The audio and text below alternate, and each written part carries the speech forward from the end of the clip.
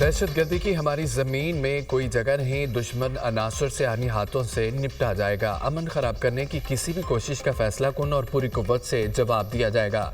दुश्मन भारी नुकसान उठाते रहेंगे। दुश्मन की नुकसान पहुंचाने की सलाहियत ख़त्म हो जाएगी। दुश्मन इख्तलाफ और खौफ के बीज बोने की कोशिश कर सकता है, लेकिन हम डटे रहेंगे। ये जंग जारी है और हम इसे मुंतकी अंजाम तक पहुंचाएंगे।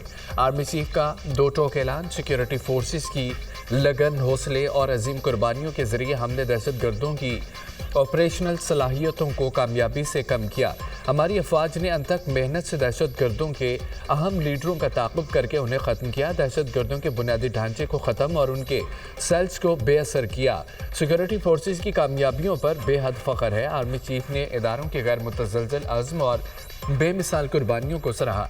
जनरल सईद आसिम मुनीर का पेशावर का दौरा। फितनतुल खवारिज के खिलाफ जारी मुतअद्दिद दहशतगर्दी की कार्रवाइयों पर ब्रीफिंग। आर्मी चीफ से खैबर पख्तूनख्वा से मुतालिक सियासी जमातों के रहनुमाओं की मुलाकातें। आफ्ताब खान, शेरपाव, अमीर हैदर हूती, हाफिज नईमुर रहमान, एमल वली और दीगर शामिल। दहशतगर्दी के खिलाफ एक सियासी आवाज़ और अवामी हिमायत की ज़रूरत पर इत्तफाक। दहशतगर्दी के खिलाफ जंग में फ़ौज और सिक्योरिटी इदारे। सिक्योरिटी फोर्सेस का बलूचिस्तान के जिला कच्ची में दहशतगर्दों की मौजूदगी की इतला पर ऑपरेशन शदीद फायरिंग के तबादले में 27 दहशतगर्द जहन्नुम वासिल। ऑपरेशन के दौरान दहशतगर्दों के मुतअद्दिद ठिकाने, असला, गोला बारूद की भारी खेप तबाह। मारे गए दहशतगर्द सिक्योरिटी फोर्सेस और मासूम शहरियों पर मुतअद्दिद हमलों में मुलव्विस थे। हलाक दहशतगर्द कानून नाफिज करने वाले इदारों को इंतहाई मतलूब थे।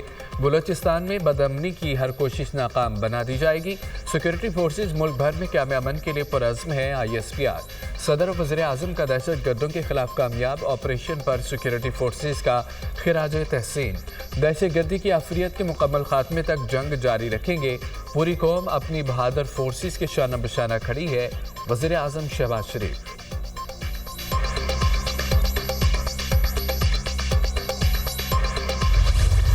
190 मिलियन पाउंड रेफरेंस का फैसला तीसरी बार मुअख्खर। 190 मिलियन पाउंड रेफरेंस का फैसला अब 17 जनवरी को सुनाया जाएगा। समाअत के दौरान मुल्ज़मान के वकला के ताख़ीर से पहुंचने पर अदालत का इजहार बरहमी। बानी PTI और बुशरा बीबी भी अदालत में पेश न हुई।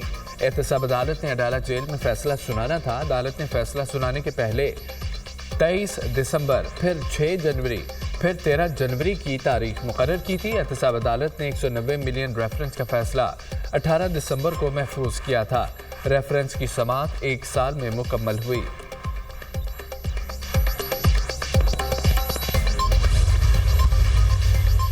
बानी PTI को 2 मरतबा पैगाम भिजवाया, लेकिन वो पेश नहीं हुए।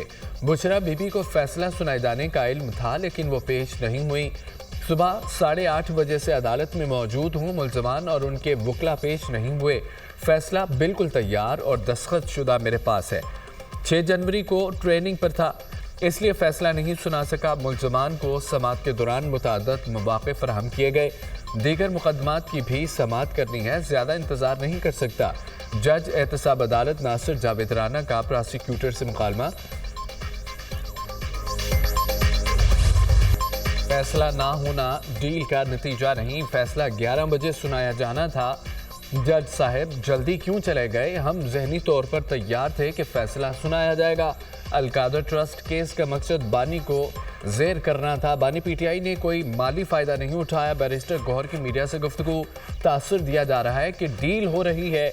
हमारी कोई डील नहीं हो रही। मुज़ाकरात और इस मुकदमे का आपस में कोई ताल्लुक नहीं। बानी को जेल से कोर्ट रूम तक लाना जेल इंतजामिया का काम था। बानी PTI अपनी बेगुनाही को साबित करेंगे। PTI रहनुमा सलमान अकरम राजा। बानी PTI ने ताख़ीरी हरबों की PhD की हुई है। बानी PTI का हर केस ताख़ीर का शिकार हुआ। 190 मिलियन पाउंड पाकिस्तान की तारीख का मेगा करप्शन केस है। बंद लिफाफे को काबीना के सामने पेश करने का क्या मकसद था? ये इत्तफाक नहीं, सोचा समझा मंसूबा था। वज़ीर इत्तलात अता तारड़ की न्यूज़ कॉन्फ्रेंस। नवाज शरीफ और मरियम नवाज फैसला सुनने के लिए बरतानिया से पाकिस्तान आए। ये चंद कदम चलकर फैसला सुनने के लिए नहीं आते, ये खुद डील का तासुर देते हैं। इतनी बड़ी डकैती पर NRO नहीं दिया जा सकता। 17 जनवरी को बानी पीटीआई और वोकला ना भी आए तो फैसला सुना दिया जाएगा। जज साहिब ने 190 मिलियन केस का फैसला बानी पीटीआई और वोकला की अदम मौजूदगी पर मौखर किया। बानी पीटीआई और उनकी कानूनी टीम ने अदालत का बाइकआउट किया। बानी पीटीआई से किसी किस्म की कोई डील नहीं हो रही। बानी पीटीआई खुद डील के बयानात दे रही है। बानी पीटीआई खुद मुज़ाकरात के लिए संजीदा नहीं है। मुज़ाकरात की कामयाबी बानी पीटीआई का मकसद नहीं है। वज़ीर दिफा ख्वाजा आसिफ की दुनिया न्यूज़ से खुसूसी गुफ्तगू। साल की सजा हो रही है, 7 साल। आप 7 साल, आप डे नाइट मिला के 14 साल को 7 साल ही कहते हैं। आपको पूरी 14 साल की सजा दिख रही है। आपने 7 साल का कहा तो 7 साल। मुझे तो सर इन्फॉर्मेशन है कि 7 साल होगी और बीबी को छोड़ दिया जाएगा। आपकी मेरा ख्याल है कि दोनों को सजा होगी। आप आजकल मुझे लग रहा है सारे सहाफियों से आगे हैं ना सर। देखिए बहन, मेरा तो आपने कहा मैं दोनों को सजा होगी।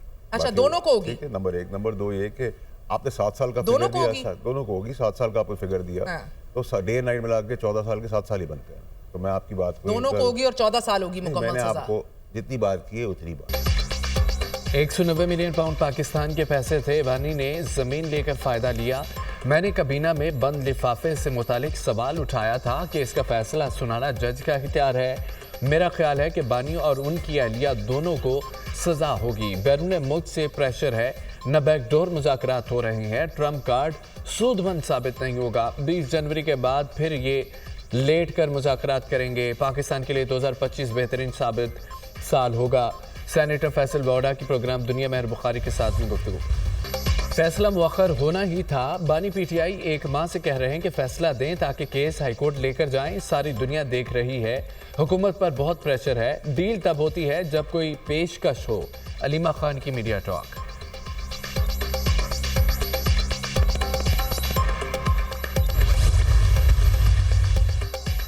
हुकूमत और पीटीआई के दरमियान मुज़ाकरात में अहम पेशरफ्त। स्पीकर कौमी असम्बली ने मुज़ाकराती कमेटियों का तीसरा इजलास 16 जनवरी को तलब कर दिया। हुकूमत और पीटीआई मुज़ाकराती कमेटी का इजलास जुमेरात दिन 11:30 बजे पार्लियामेंट हाउस में होगा। पीटीआई अपने तहरीरी मुतालबात मुज़ाकराती कमेटी इजलास में पेश करेगी।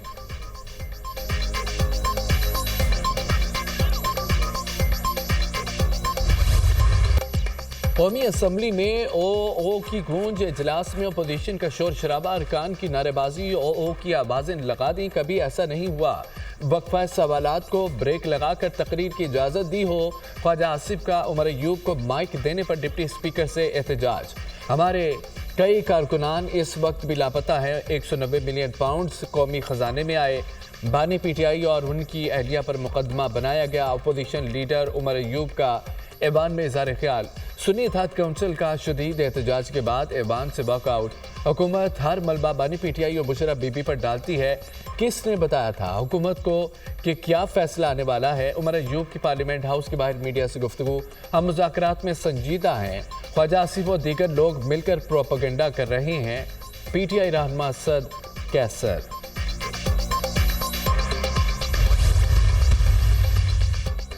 ऐवान में यहाँ से वो किया गया। काश 9 मई और 26 नवंबर को भी वो किया जाता। अतातारड अपोजिशन पर बरस पड़े। कभी 1600, कभी 400, कभी कहते हैं 13 कारकुन मारे गए। ये आपस में दस्तो गिरेबान है। उमर अयूब को इदारे के खिलाफ बात करते हुए शर्म आनी चाहिए। इदारों पर हमला करना पीटीआई का वतीरा है। पीटीआई के दौरे हुकूमत में एहतजाजी मुजाहिरीन पर सरेआम गोलियां चलाई गईं। वज़ीर इत्तलात का कौमी असम्बली में इज़हार ख्याल। क्या ऐसे माहौल में मुज़ाकरात हो सकते हैं? ये खुद मुज़ाकरात के खिलाफ हैं। मुज़ाकरात के ड्रामे को छोड़ें। ये लोग कतई तौर पर मुज़ाकरात के लिए संजीदा नहीं। पहले ये कहते थे कि उनसे मुज़ाकरात नहीं करेंगे, अब क्यों बात कर रहे हैं? अगर उनका ख्याल है कि जिनके पास इख्तियार है उनसे बराह रास्त बात कर लें। वज़ीर दिफा ख्वाजा आसिफ का ऐवान से खिताब।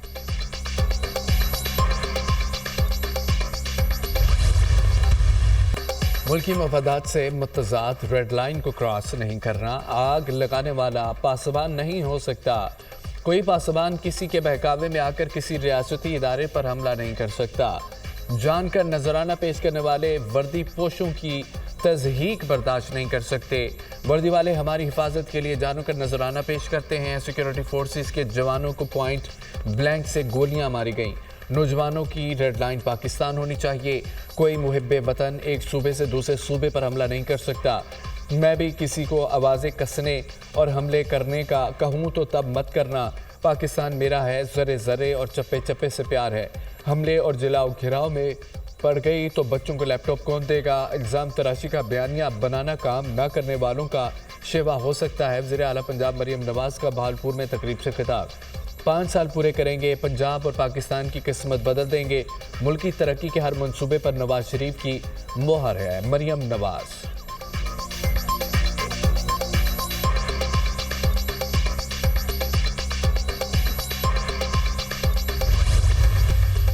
वज़ीर-ए-आज़म शहबाज शरीफ की ज़ेर सदारत वफाकी कबीना का इजलास आज होगा। इजलास का निकाती एजेंडा जारी कर दिया गया। कबीना इजलास में राइट साइजिंग कमेटी की सिफारिशात मंजूरी के लिए पेश की जाएंगी। नारकोटिक्स डिवीजन को वजारत दाखिला में जम करने की मंजूरी दी जाएगी। कौमी कमीशन बराए अक़लियत एक्ट 2024 भी मंजूरी के लिए पेश किया जाएगा। पेपरा रूल में तरमीम भी काबीना एजेंडे में शामिल। CCLC के फैसलों की भी तौसीह की जाएगी।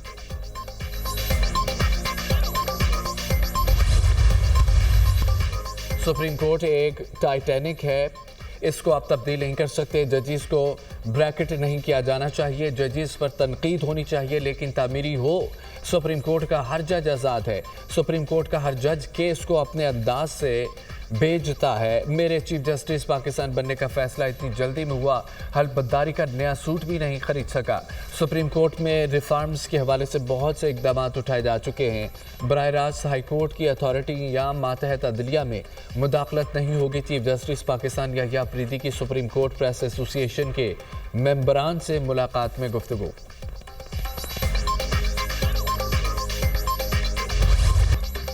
अदलिया मार्शला की तौसीह करती रही है। क्या गैर आइनी इकदाम पर जजेस भी आर्टिकल 6 के ज़ुमरे में आते हैं? जस्टिस जमाल मंदोखिल के रिमार्क। जस्टिस मोहम्मद अली मजहर ने कहा है कि परवेज़ मुशर्रफ केस में जजेस के नाम लिए गए। संगीन गद्दारी ट्रायल में बाद अज़ा जजेस के नाम निकाल दिए गए। फौजी अदालतों में सिविलियंस के ट्रायल से मुतालिक केस के समान जस्टिस मसरत हिलाली ने इस्तफसार किया। क्या आर्मी एक्ट में आइन मुअत्तल करने की सज़ा है? वज़ारत दिफा के वकील ख्वाजा हारिस ने दलाइल देते हुए कहा कि आर्टिकल 6 में आइन को मुअत्तल करने और हल्फ की खिलाफ वर्जी की सज़ा है। जस्टिस जमाल मंदोखिल ने कहा है कि फौजी अदालतों में केस किसका जाएगा ये देखना है। जस्टिस हसन अजहर रिजवी ने रिमार्क किया है कि 9 मई को मुलजमान का ट्रायल आर्मी एक्ट में तरमीम के तहत किया गया। आर्मी एक्ट की कुछ दफात में अगस्त 2023 को तरमीम की गई। मौजूदा केस में वाक़यात मई 2023 को हुए। क्या बाद में की गई तरमीम को 9 मई वाक़यात में लागू किया जा सकता है? अमेरिका के शहर लॉस एंजलिस में आग की तबाहकारियां जारी। हलाकतों की तादाद 24 हो गई। दर्जनों जख्मी। आग मजीद फैलने का खदशा। आतिशज़दगी से 12,000 से ज़ायद घर राख में तब्दील। कैलिफोर्निया के गवर्नर का नेशनल गार्ड में मजीद 1,000 एहलकार तैनात करने का ऐलान। आग के फैलाव से मुतालिक रेड फ्लैग वार्निंग बुध तक नाफिज रहेगी। शमाल और शमाल मशरिक में 35 से 55 मील फी घंटा की रफ्तार से हवाएं चलने का इम्कान।